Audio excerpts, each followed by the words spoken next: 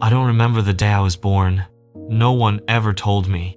All I know is the hospital, where a nurse left me on a cold doorstep, wrapped in a blanket, no name, no family, just silence. That was the first time I felt invisible. I spent my childhood moving from one foster home to another. Polite smiles hide the gap between the foster parents, making me feel even more alone. Every house had different rules, different faces. I was always the outsider, the kid who never stayed long enough to be loved. I learned to keep my distance, to survive on my own. My gaze hardens. This is just another temporary stop. The petty thefts grew bolder. Cars, houses, anything I could get my hands on. The adrenaline felt good, but it never lasted.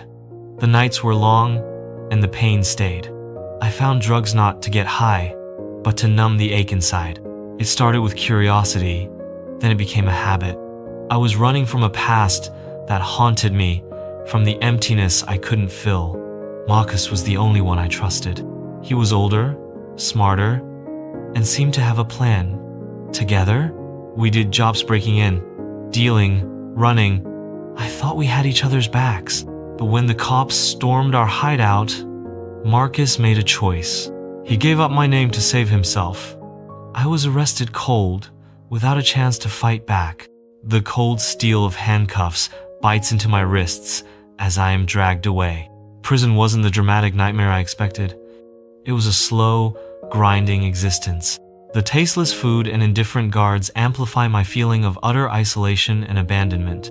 A small beam of light pierces through the keyhole, offering a glimpse of the vibrant world beyond these confining walls. Confined to a narrow bunk, I lie awake in the oppressive darkness, haunted by the fading memory of light. In the solitude of my cell, I close my eyes, envisioning a life beyond the cold walls, a life brimming with freedom. A solitary tear traces a path down my cheek, carrying within it a spark of unwavering hope. In the stock prison cell, shadows dance in the dim light, casting an eerie glow around the solitary figure. One day, on a whim, I asked for a paper and a pen. I didn't know why. At first, my writing was a mess and grease scribbles, half-formed sentences. Under the dim light, I am hunched over the desk, the pen a weapon against the silence. I wrote about the pain, the mistakes, the people I hurt, including myself. Writing made me face things I'd buried deep inside.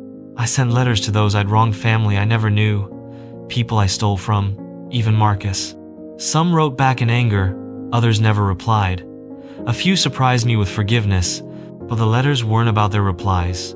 They were about owning my mistakes and trying to be better. I joined a writing group in prison. Helping others tell their stories gave me purpose. We shared pain, hopes, regrets. We weren't just prisoners, we were people, still capable of change. It wasn't easy. Some days, the guilt weighed so heavy I thought I'd break. But the writing held me together. In the stark confines of the prison cell, I reach out, my hand connecting with the unyielding coldness of the metal door. Through the keyhole, a sliver of light pierces the darkness, igniting a spark of hope. My face softens, reflecting a newfound peace and determination, a silent promise of resilience.